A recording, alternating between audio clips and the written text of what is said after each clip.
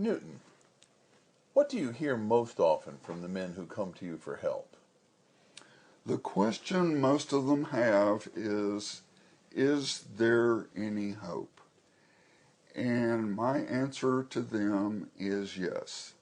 There is hope for you to change, and there is hope for them to show their partner that they have changed, and that this does not take a lot of time, that they can change right that moment, and they can show their partner the change immediately.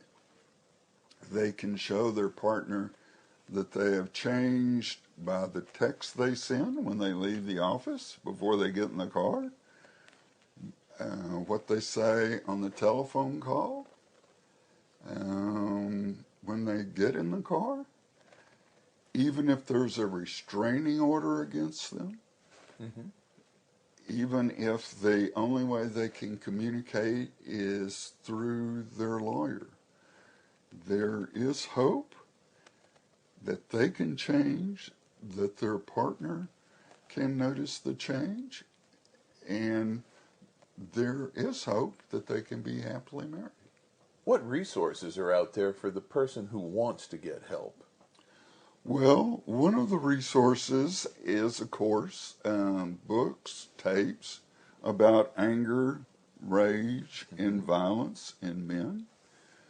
There are, of course, professional counselors, and many people start with them.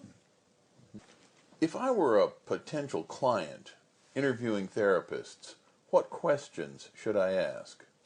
Well, one of the questions I would ask is what training that they have had in working with rageful and violent men, and I would ask them what kind the training was, how long it was, and I would ask them if not only had they seen angry and violent men, but if they specialized in that. Not that they had seen one or two in the last few months, but that is their specialty and how long they've been doing it. What do you think are the most important attitudes for a new client to bring to his first meeting?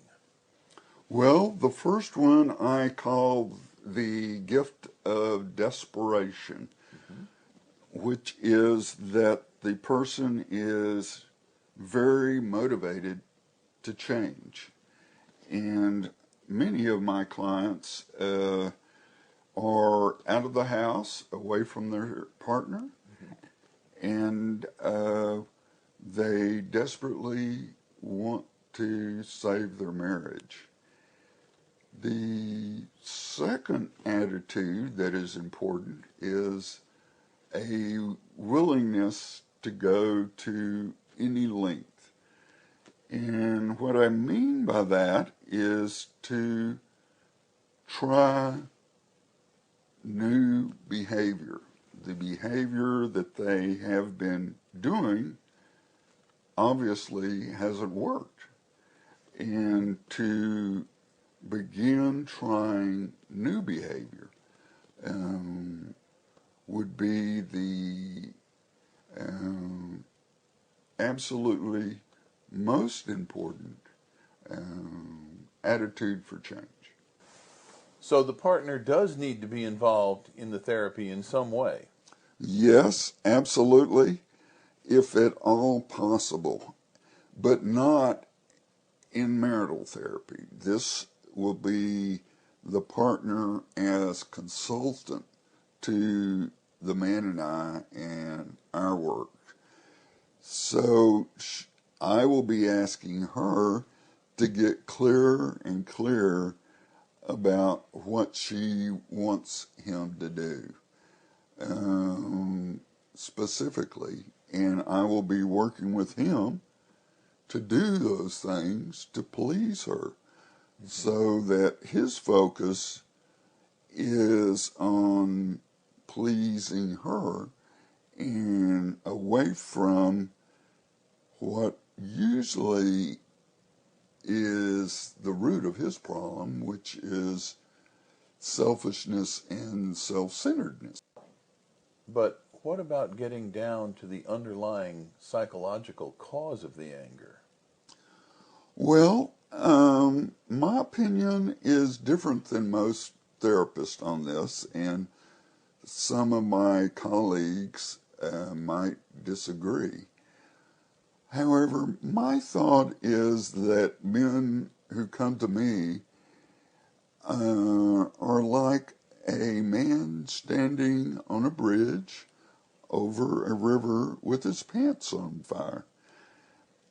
It's not the appropriate time to wonder how his pants got on fire, or what the nature of fire is, or when he first started feeling the heat. The idea is to jump. So my idea is to start now. And if you are a man watching this with your partner, you may want to ask her right now, what could I do right now to help you feel a little bit more kindly towards me, a little bit more pleased with me. And if she says, help more around the house, you may want to get more specific.